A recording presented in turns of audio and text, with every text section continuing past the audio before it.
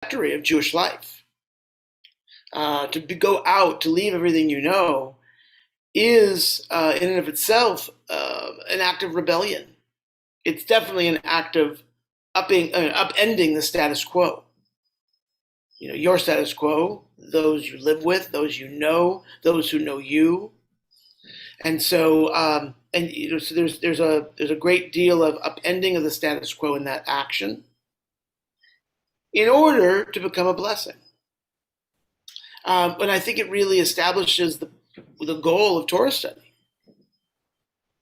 Now, this week, if hopefully you had a chance to read it, or we'll go over it, the theme is Yirah. The theme for the Torah portion that's in the Mussar book that we're using is Yirah. And Yirah is one of those great Hebrew words that the root, which is Yud Resh Aleph, has two significantly, I wouldn't say opposite meanings, but definitely challenging, definitely informative of each other. And one is fear, and the other is awe. So fear and awe, I would argue, they're two sides of the coin, if you will, of the root Yud Resh Aleph. They are one, but it really depends on how you're looking at them, or how you're looking at the idea of how you understand it. So, with that as sort of an intro, I'm going to lead you in this meditation. And the words, I'm going to share the words with you. You're welcome to close your eyes and sing them, or just listen, or open your eyes and learn them, whatever you want.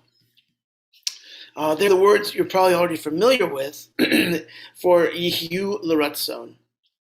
May the words of my mouth and the meditations of my heart be acceptable to you, God, my rock and my redeemer. And these are words that we offer often in our prayers. And I've always found it interesting that oftentimes in Jewish prayer, not only do we pray, but we ask God to help us with our prayers. Right? We ask God to help carry these prayers. So I'm going to just share this document so that you can all have the words in front of you.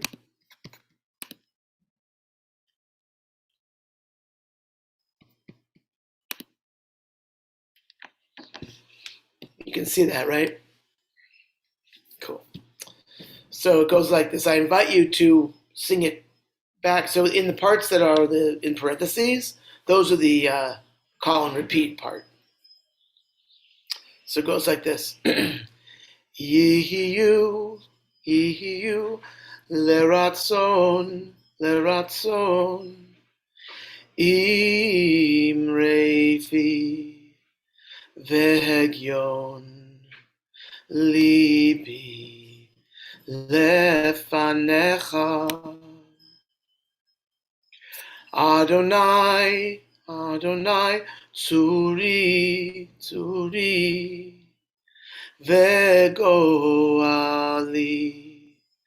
Adonai, Tsuri, Vegoali. And then it goes to the English. May the words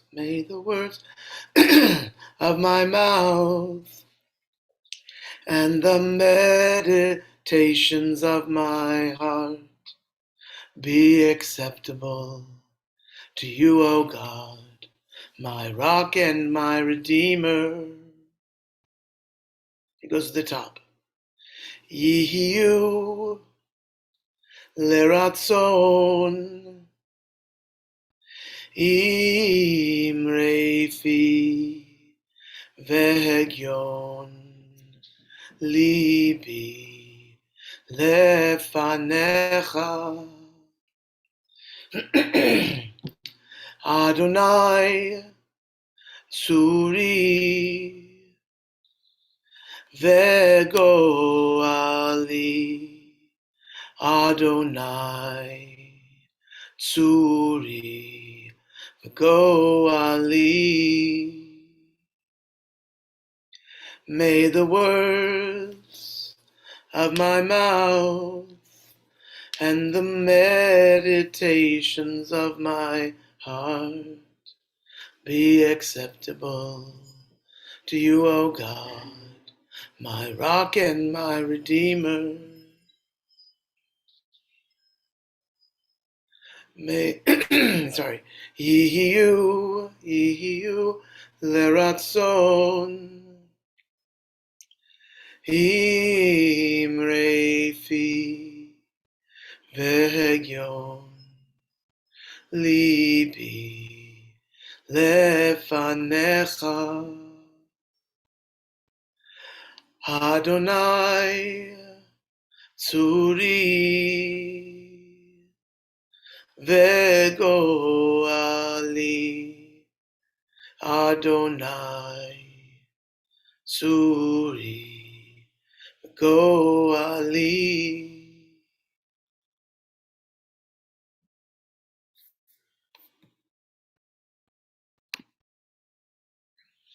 As I said before, the purpose, I believe, of Torah study is to set us forth on a journey inward and a journey then outward.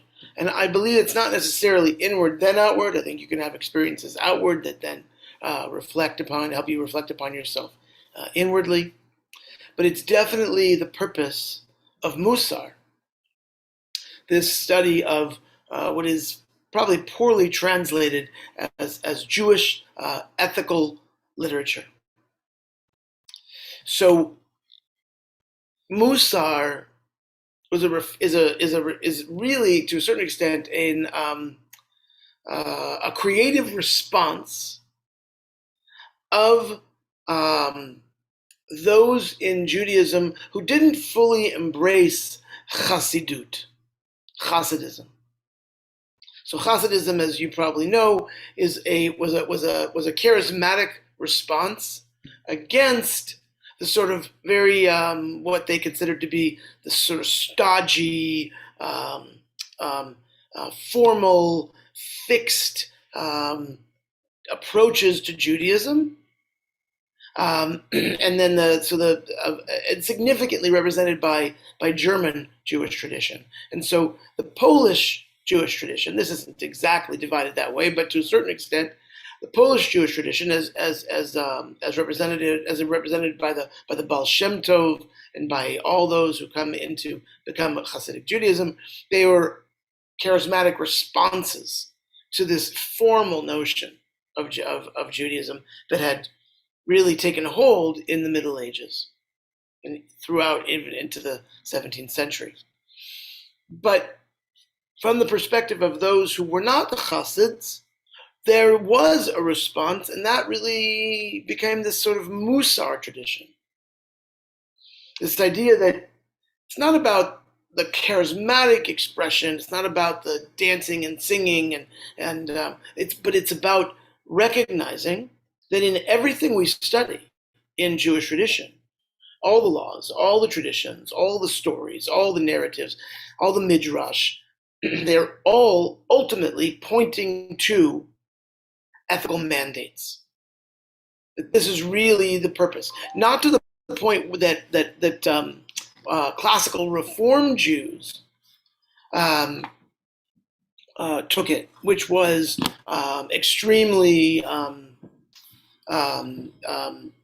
non-ritualistic, right? In the 1850s and even through the 1930s, well, even through the 1950s and 60s, Reform movements' approach to Judaism was, the ethics were primary, and the Hebrew and the ritual, particularly the particularistic ritual that made Jews sound different and act different and dress different, they were distracting. That's not what Mussar teaches. Mussar teaches that the way in to ethical mandates, the way to continually remind ourselves of these ethical mandates, is through the practice of Jewish ritual, is through, very, very much so, the deep interpretation of the Torah and its stories and laws, precepts, etc. So that's what we're engaging in.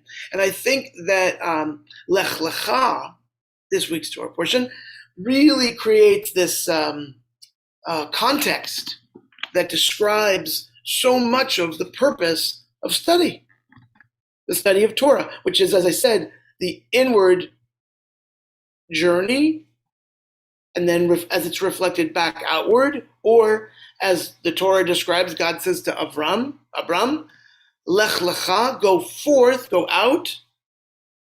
But as I mentioned before, or last night as well, Lech Lecha is both second person imperative, but it's also reflexive.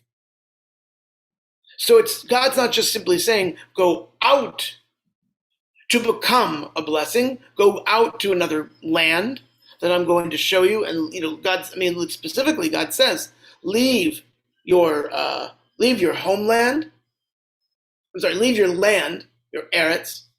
Leave your moladetecha, your homeland, the place of your birth, and all the customs and rituals and etc. that you've been raised with, that you understand, and Beit Avicha, your father's home. Right? God's saying, leave it all and go forth. But God also is saying, Lech Lecha, go internally to discover. So, as we look at the chapter written by Rabbi Richard Kellner, and I think as everybody has a copy of this, right? Even if you haven't read it. Excellent. Very 21st century of you, Colin. I want to begin by asking each of you to just share very briefly, 20 seconds, 30 seconds, if you have one. Can you describe to all of us one moment in your life when you were enthralled by some sort of natural beauty? Some sort of moment when you thought, whoa, this place is incredible.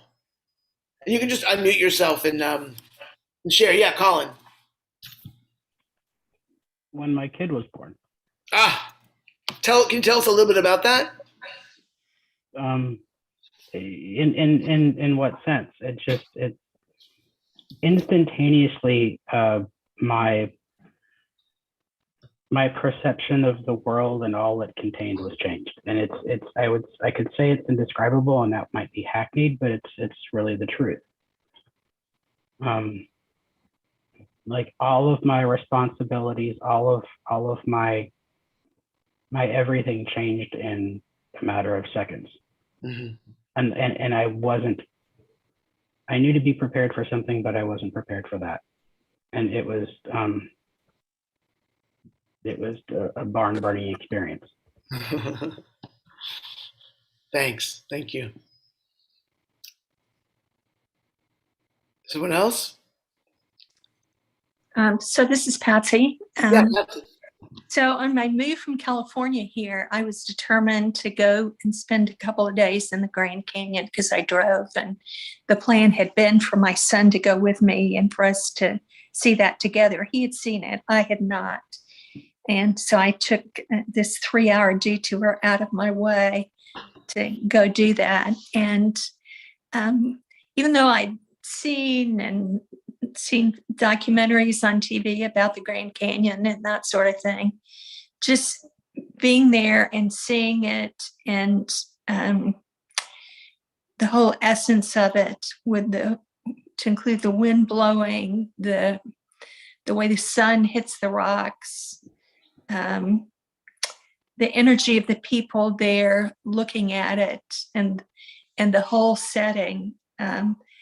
It's like if you didn't know a God, you would know one then, I would think, because, it's a physical structure that no man could clearly have created.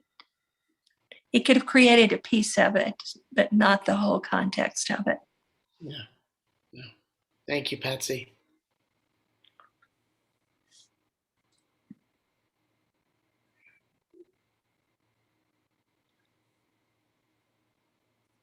And anyone else have one they'd like to share?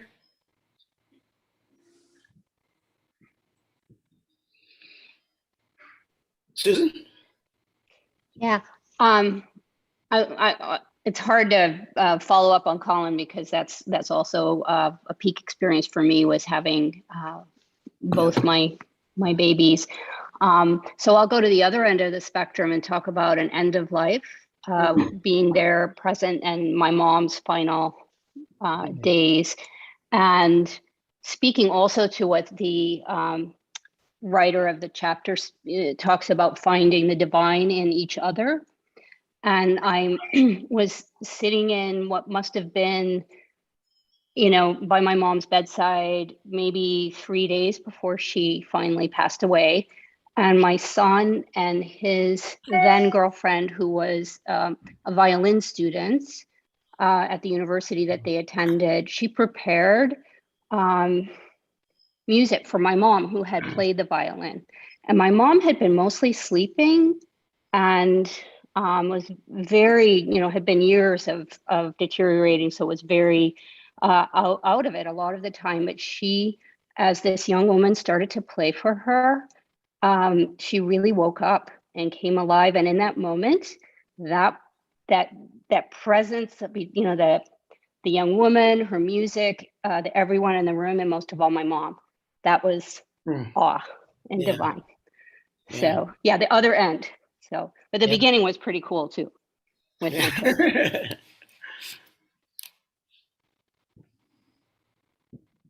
Anyone else? One more? Yes, Gail. I would say it was my cruise to Alaska. And we were sitting on we had an area behind the room where we could just sit out there. And as we were coming to Alaska, just the ice, the water, the mountains, all of that, which I'm not used to because I live here in flat Houston. You could just know that it was God's country. It was beautiful and awe-inspiring. So let me ask you all a question. With one word or 2 words, or whatever many words you want, what do these kinds of experiences, what do they have in common? Like, why, when I ask to share with us a moment of awe, a moment of grandeur, a moment of just being stunned by, natural beauty or natural moment, what do they have in common by which we all sort of can nod and say, yeah, I get that? Yeah, Colin? I think it at least in my case, it's an undeniability, regardless of what my brain tries to pawn things off as, that there is something out there infinitely greater than me and us. Thank you. Patsy? So for me, it's really, in addition to seeing God, it's really feeling his presence in the moment.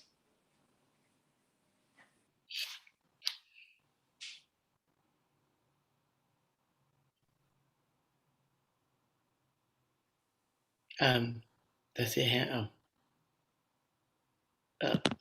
Sorry. You can just unmute yourself and talk. For me, I think that's my hand. I was okay. I couldn't tell. out. Yeah. Did someone else want to say something? I saw someone's face come. So I wanted to echo what Patsy and Colin said, but add to it that feeling of, I think mostly we go through life and we can feel disconnected from that presence. And in those moments of awe, there's this, whether it be seeing the divine in nature or in other people, or in a coincidence of events, confluence of events, it's this feeling of connection, that we're this tiny, tiny little microscopic piece of something bigger, but we are a piece of it. We're connected. So that's me. The connection is very important for those moments. Right. So, what? Oh yeah, Jody. For me, it was also the hope because these natural things have been around me a lot longer. People have been having babies. And I know the miracle of having my own children. And it gives me hope that my issues, my problems are just a little speck.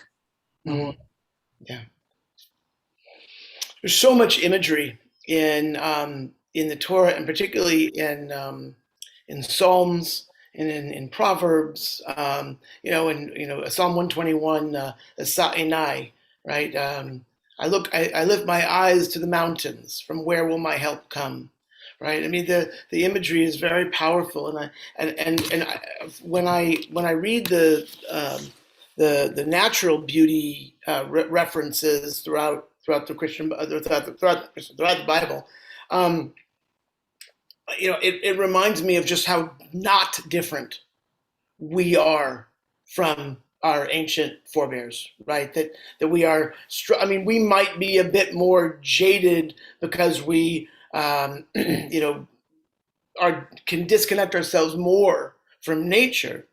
But Heschel makes this argument. He says, that is definitely true, but yet the central lessons of Jewish prayer, of Jewish mysticism, of Jewish philosophy are these practices of getting back to that oneness. So even thousands of years ago, our humanness made it possible for us to disconnect. And so these moments that you're describing are so powerful. It sounds like what I'm hearing you say is they remind us that we are small, that we're just tiny bits. But yet they remind us that we are created in God's image and we live in God's world, right? Which is something of great privilege. And they remind us that we are connected. Right. I'm reading, by the way, from this book, the Mussar book. I'm also reading, and if you're interested in getting it, I would encourage you. It's called Everyday Holiness. And it's sort of a central Mussar text that's by Alan Morinus, who is probably one of the most important American Jewish teachers of Mussar literature. And one of the actually, before I get to him, so it's so interesting to note what Rabbi Kellner notes in his article, that what is Abram's first response, right? It's right on page 18 in the first full paragraph. What is Abram's first response to God's call to him to lech lecha? Right, and what he says is, Abram, completely awed by the moment, Abram responds with silence, contemplating the outcome, hoping that the encounter with the divine voice and the sacred word would endure far beyond the spoken moment. Heschel writes, "When we stand in awe, our lips do not demand speech, knowing that if we spoke, we would deprave ourselves. In such moments, talk is an abomination. All we want is to pause, to be still, that the moment may be lost, may last." And then what he points out in the next paragraph is, and the moment that Abram starts speaking again, meaning the next thing that happens, Abram is basically, lying to save his own skin. Right? It says, when Abram finally does speak after his journey, he addresses Sarai, his wife. "Look now, I know what a beautiful woman you are. So when the Egyptians see you and say, 'This is his wife,' they may kill me, but you they shall keep alive. Please say then that you are my sister, so that on your account it may go well for me, and that my life may be spared because of you." Abram's yirah, Yud Resh Aleph, hey, the root of the word is Yud Resh Aleph, is no longer in balance. God had already reassured him that his descendants would possess the land. How quickly Abram has forgotten this promise. And we see this happen quite often. Think about Jacob. He runs away after having stolen the birthright from his brother Esau, he beds down for the night. He has that dream where he sees in his dream that God is there and angels are going up the ladder into heaven and coming down the ladder into heaven. And he awakens and he has this moment. He has this incredible moment where he says, Achen, which is Hebrew for like, wow, or Shazam, right? Like big, right? Yesh Adonai b'makom hazeh v'anochi lo yadati. God was in this place, and I didn't know it. And he has this moment, this grand epiphany. But of course, the problem with epiphanies is they are epiphanous. They don't last. What's the next thing he says? Okay, God, so you will be my God as long as I set out on this journey, as long as you make sure that I'm healthy and my family is healthy and I get back safe home with my family and everything is perfect and everything is good, then you'll be my God, right? Seemingly missing the point of having any sense of faith in that moment. What does Moses do? Moses has this moment where he experiences the burning bush. God speaks to Moses. God tells Moses, here's what you're going to do. And Moses says, it's not me. God just spoke to him. He just had this moment, incredible, revealing moment. So not to be, definitely not to be cynical, but maybe to be a little bit challenging. It's difficult, Colin, to maintain that elevated notion of the world and the self and revelation when you're beat and your kid won't go to sleep. Right? Yeah, Karen. Well, as you said earlier, Rabbi, it's two sides of the same coin, awe and fear. So when we're fearful, we want to bargain, we want to control. Yeah. So that's a natural response to being in that epiphany moment. Right. Like we want to hold on to it. Right? We want to hold on to the moment. We want it to be secured, right? It's Lawrence Kushner teaches that might be the reason why God says to Moses, when Moses says, show me your face. And God says, you cannot see my face and live. It's not that God is saying, if I show you my being, you'll die. It's that the physical laws of the universe that I, God, have established make it impossible for you and I to truly be in the same plane. Right? We just can't coexist in the same plane. Meaning you can't hold on to me. You know, I exist and you can be with me. But the moment that you try to grab it is the moment that it disappears.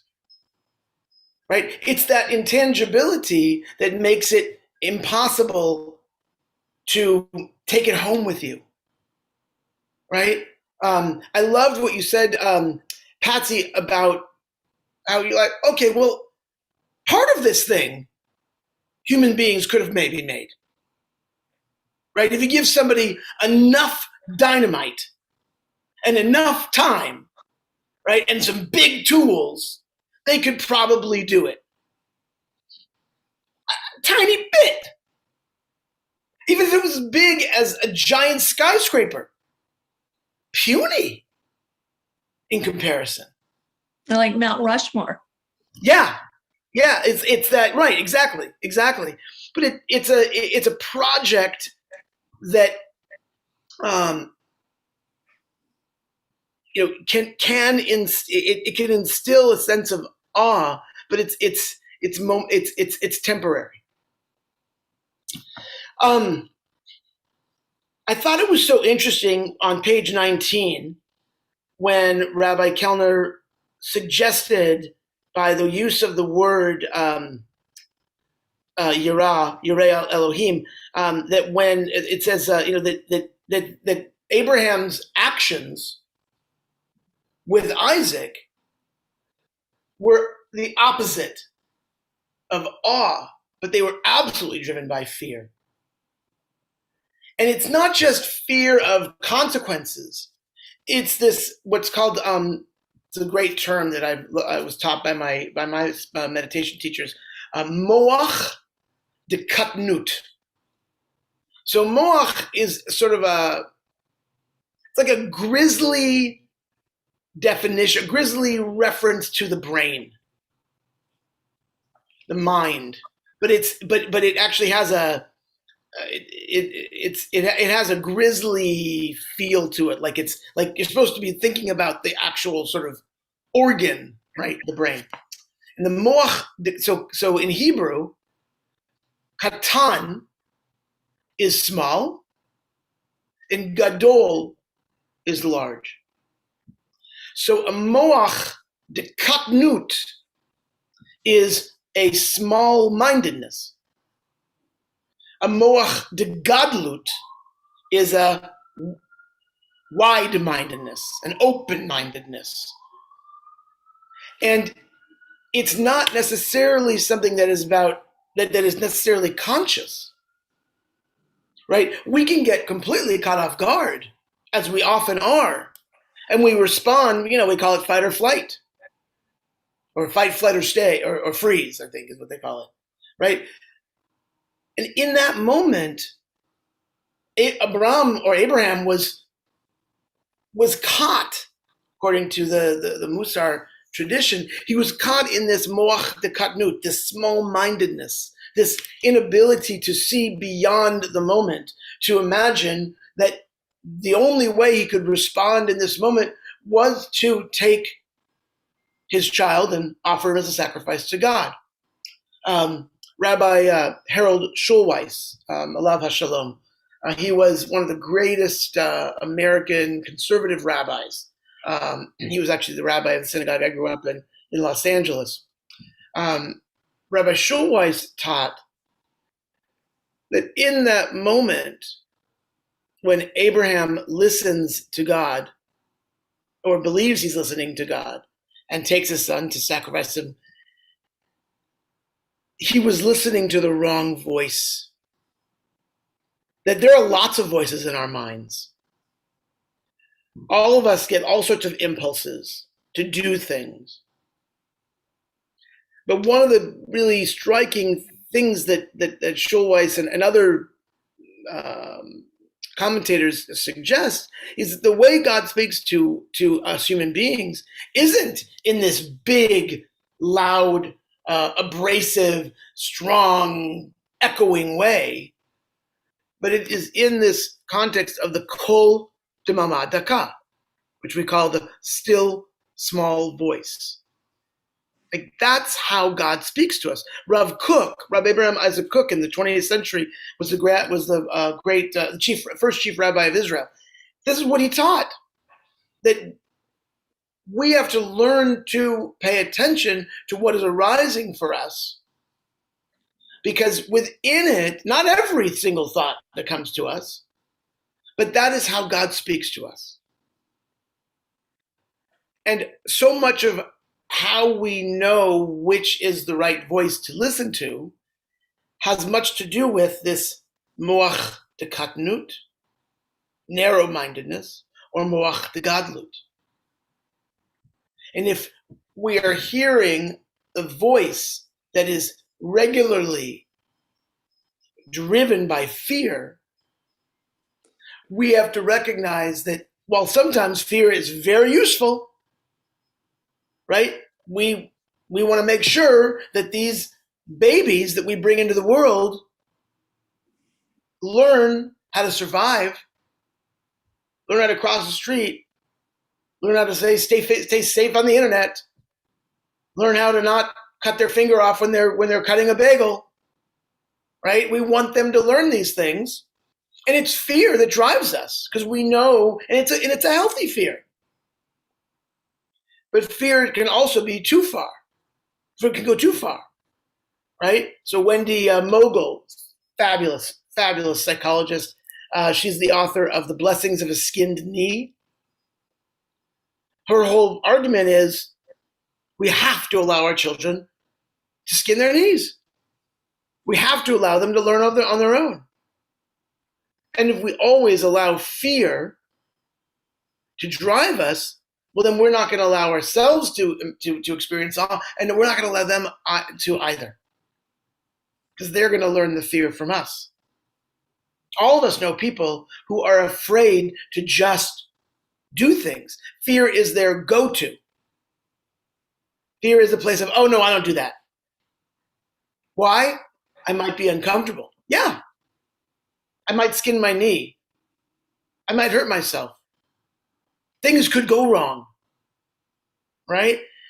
And this is the opposite side of awe, because then we turn it over and say, if awe is what drives us, then we can ask, man, let's think about what's possible, right? I want to reconnect with that moment that I had when I saw my child being born, or I watched my mother take her last breath, or I stood and went, whoa. Because what the mystics teach, what Rev Levi Yitzchak of Berdichev teaches, is that God is everywhere, right? God is in all places. Everything is filled with God, but we don't see God if we don't open the door, if we don't look around, if we don't, if we're always talking, you can't hear God. I have a question. When you're talking about, which I see that too, and as Karen brought up, the fear keeping you back from the awe, and you're describing them as two sides, awe versus fear. I find it interesting that Rabbi Kellner, at that moment when Abraham is ready to sacrifice Isaac, he says his yirah is out of balance. And so yirah itself, I'm just thinking of that as this sort of force within us that can become out of balance, too much, too little, sort of that yoga thing where you're trying to find the center. And so just to throw that out there, because he doesn't talk about fear in this. It's yirah as being too much or too little. So I found that very interesting, like this force that can be out of balance. Yeah, like the world is out of balance.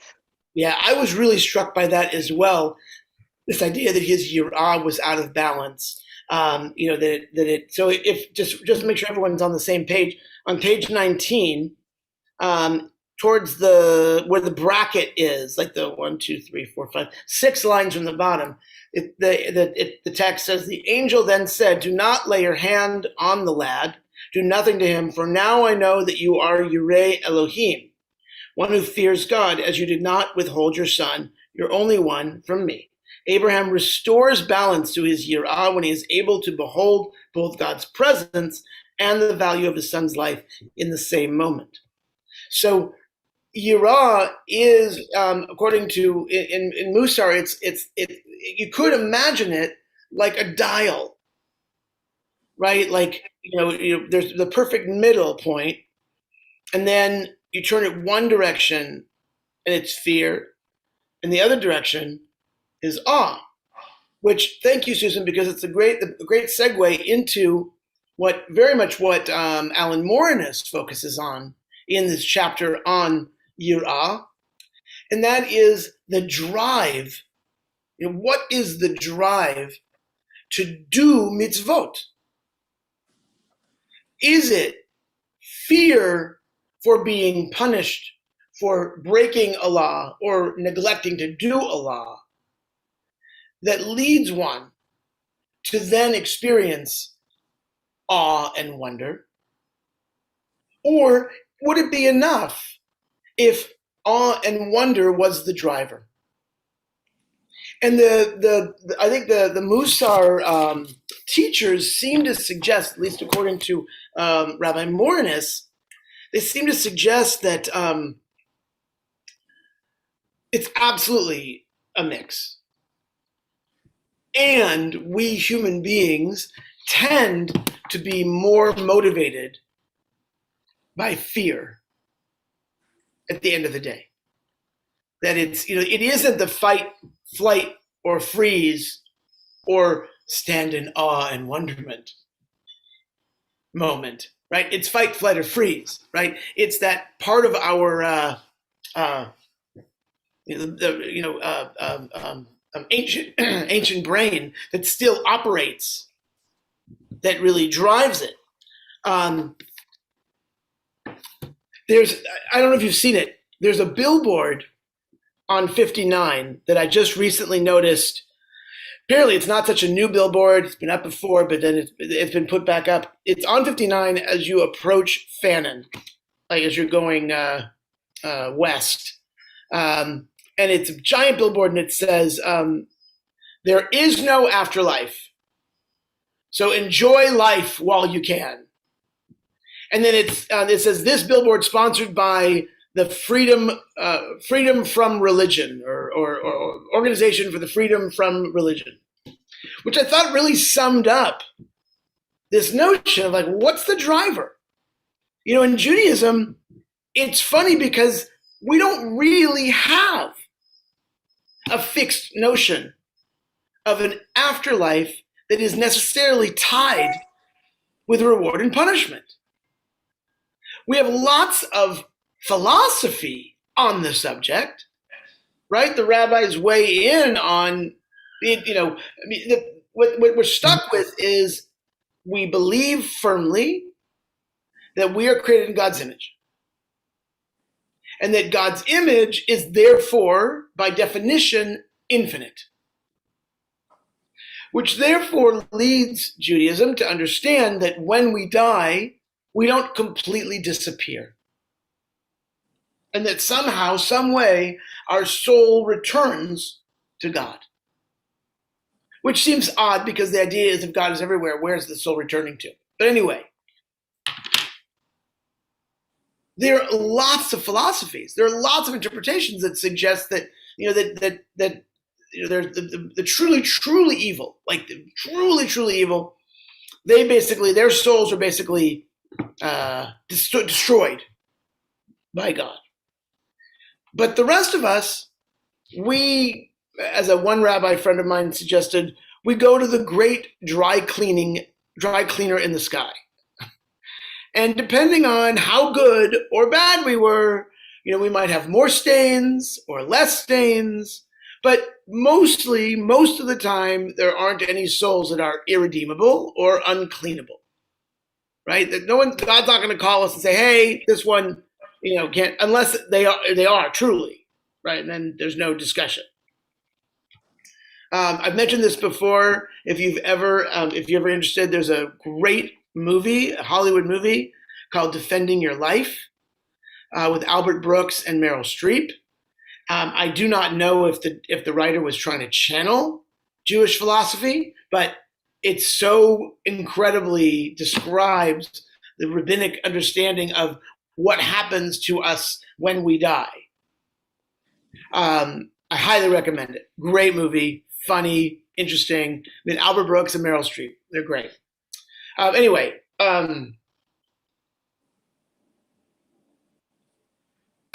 so you have to ask the question. Christianity has it very clear, right? There's a pathway to this next world, this other world. Judaism basically says you're going to get there regardless. And you're not going to be irredeemable. So then, what's the purpose? What drives us to act upon our Jewishness? And the suggestion is, this is what makes our lives today matter. Because that's all we got.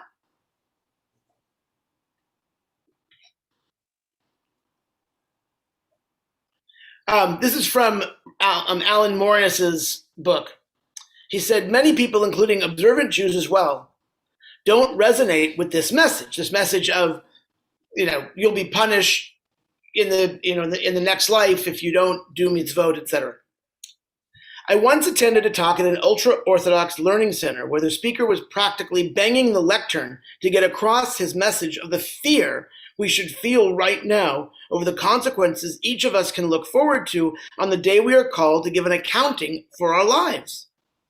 A man sitting next to me, black-hatted and bearded, leaned over to me and whispered, "It's a tough sell." So anyway, I thought that was interesting. Thoughts, questions, ideas.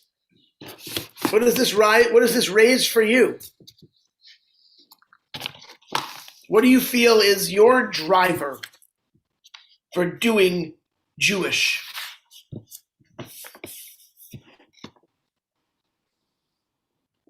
Okay, and the follow-up question to that is, what can we do in our lives, in our Jewish lives, that can enhance the awe and wonderment of the experience?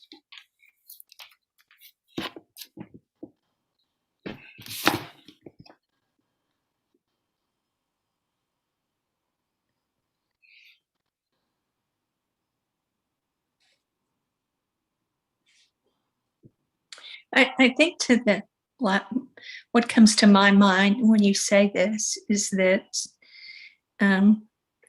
it kind of is a thread through many comments you make, and that is, no matter what the circumstance is, seek to see the awe and feel the presence of Hashem in those circumstances, be they good or bad, or questions in our mind, or our concerns that bring fear.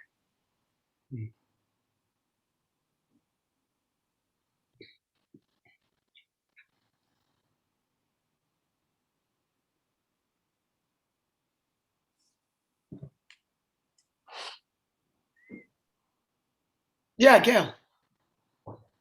For me, believe it or not, the pandemic was a driver. Wow. Because I know that I'm not in control of any of the stuff that's going on. Hashem is in control of everything.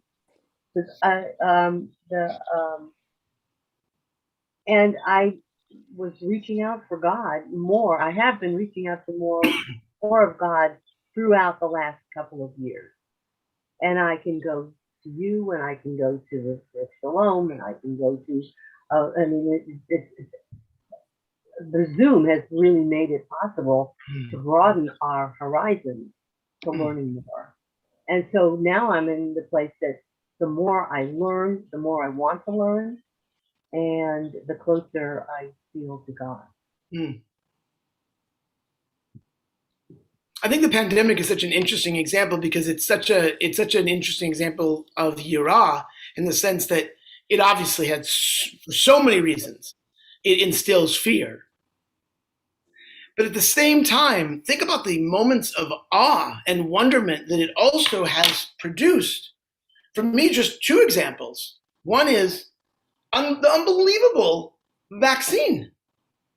The fact that it works, and the fact that they were able to produce it, the particular vaccine in so short a time. I mean, it's obviously been preceded by so much research before that, but that's remarkable. And the other piece for me that instills awe in me about the pandemic, about COVID, is, in case you were wondering if we really are connected, all human beings, right? This is the proof. Right? This is the physical manifestation of how connected we are.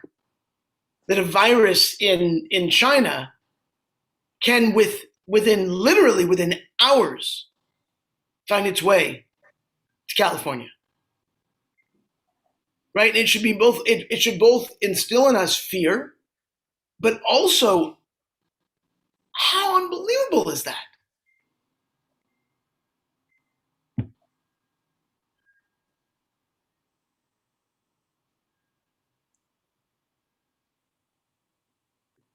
Okay, well, there is a there's a piece of liturgy from the Psalms. It's I think it's Psalm 90 or 91. I can't remember. It's a piece. It begins with the word shiviti. Shiviti Adonai lenegdi tamid, which means I place God before me always. God is at my side. And this first line, I place God before me always, it's an interesting word, interesting phrasing, which I want to just show you real quick. Opening the whiteboard.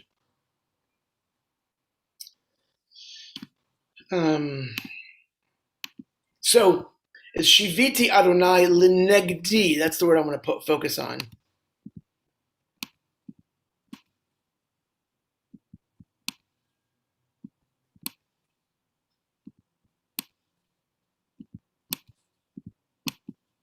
So lenegdi means in front of you, facing you, but the word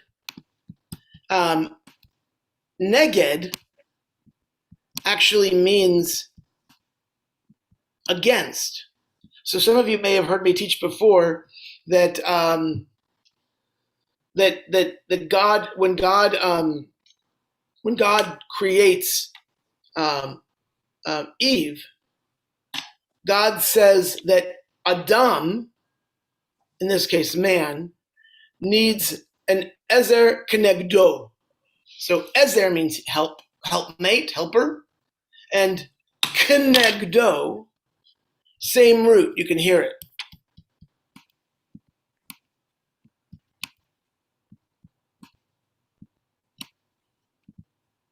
So what's interesting about the creation of Eve is that God says about this partner that Adam needs, he needs an ezer kenegdo, which literally translates as a helpmate against him. A helpmate against him. The word neged means against. So when we talk about this idea of neged, it's against, but it's more about, I think it's more about being challenged. So when we say, and by the way, this is not just about how that men need women to challenge them, but it's partners need each other to challenge each other if they're going to grow, if they're going to develop. And so there are actually artistic renderings that are called shivitis that Jews who are into sort of mystical practices in Judaism will put up in their home or put up on the sanctuary wall, and they're artistic renderings that they're not physical manifestations of any because Jews are wary in terms of historically in terms of having physical manifestations of people, of bodies, or whatever, but they're artistic expressions, so to speak, with the words Shiviti Adonai lenegdi tamid. I place God always before me, and in this way, we place God there. We seek to place God before us in order to instill, and this is where the dial comes back. Yirah. Sometimes we need more fear, and sometimes we need more awe. The ideal is we're always in awe. The reality is fear is definitely a prime mover as well. What Abraham Joshua Heschel teaches is that image, right, that God before us is manifest in the face of other people. That is our prime driver. Right? That the more we can be in awe of creation, the more we can be aware of our cosmic connection to each other, the more we will move forward in the right direction, in a more generous direction, in a more loving direction, in a more open direction. And so that's how this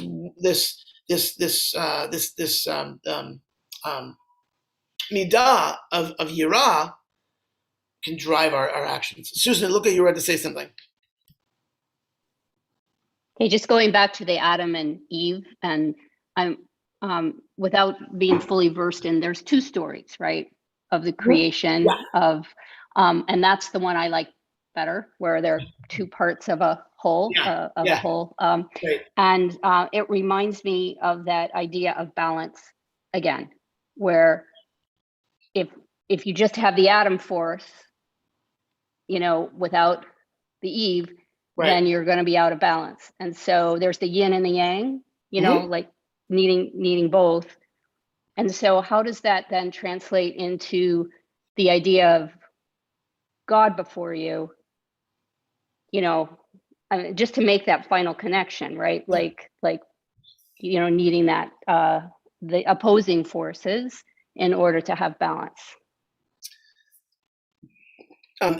I think it's this idea of partnership with God that is manifest significantly through our partnership with others, right? And that we are necessarily incomplete, right? And it's not just our partner, one single, marriage partner, let's say, who can make us feel more complete.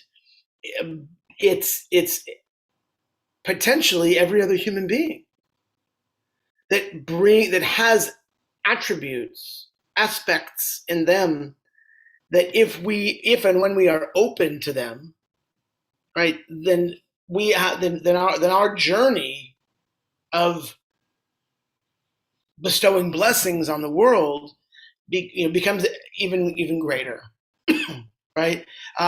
It's interesting to think that God's prime directive to Abram and to us is leave, right? Leave what you're comfortable with. Leave what you know. Leave what you've grown accustomed to.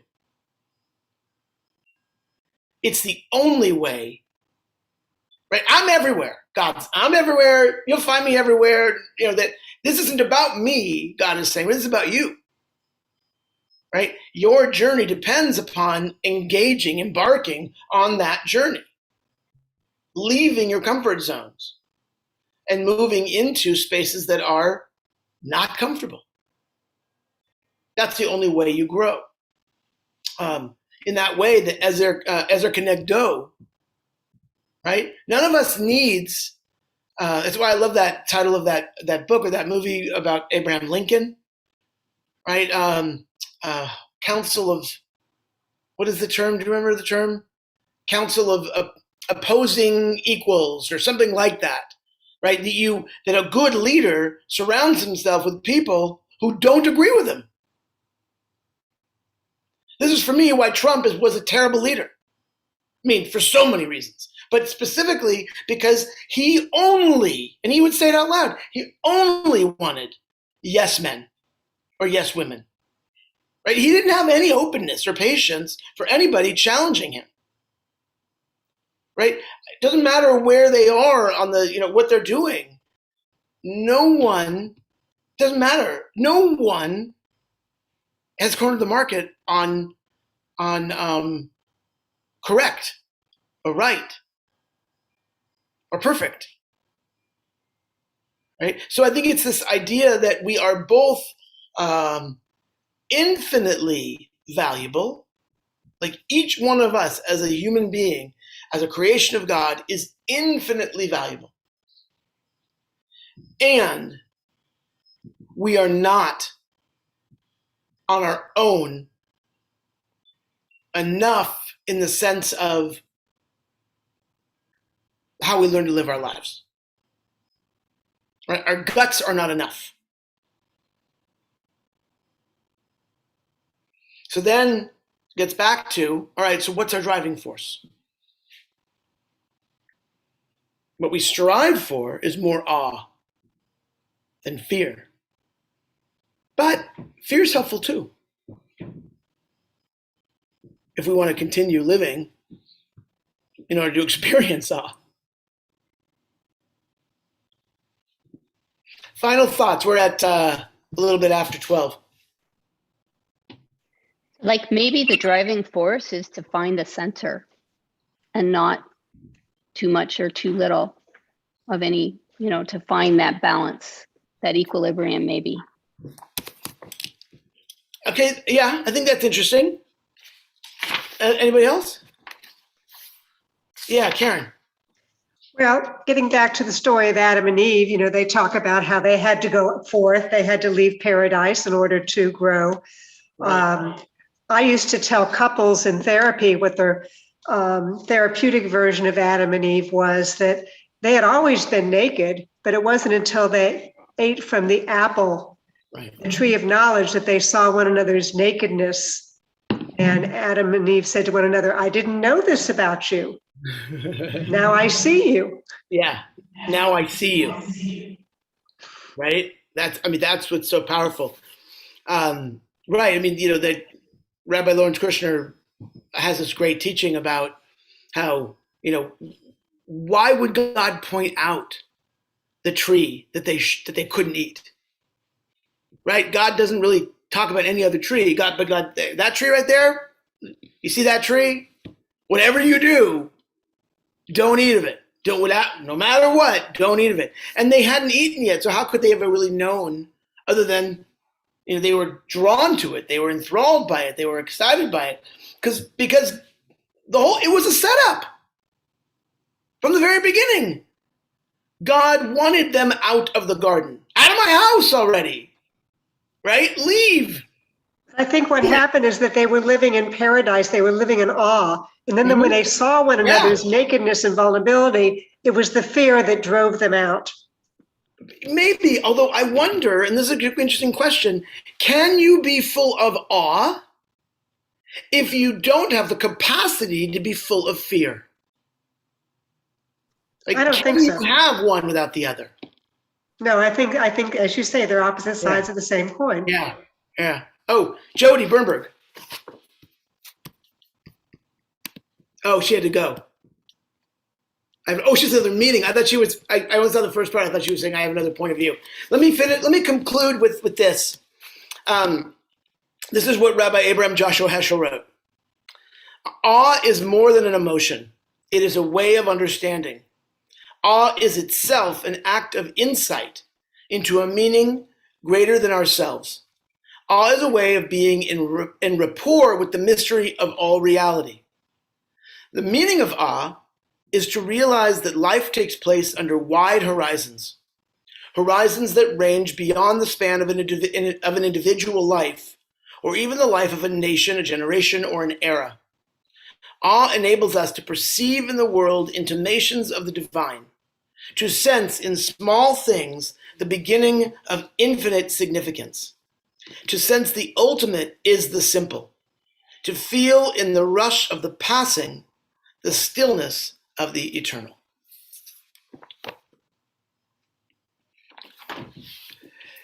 Thank you all very much for joining us. Because November is a crazy busy month of some B'nai Mitzvah and some other things, our next Torah Study Mussar class is going to be on December 18th. Mm-hmm. I can tell you what the Torah portion is going to be, so you can plan for the December 18th. I think it's Emet. No, the Torah portion is Vayechi. So, that's right. We already went over it. That's right. Gail, thank you for joining us. And thank you all for joining us. Shabbat Shalom. And we look forward to studying more again soon. Thank you, Shabbat Shalom, everybody. Thank you, Rabbi.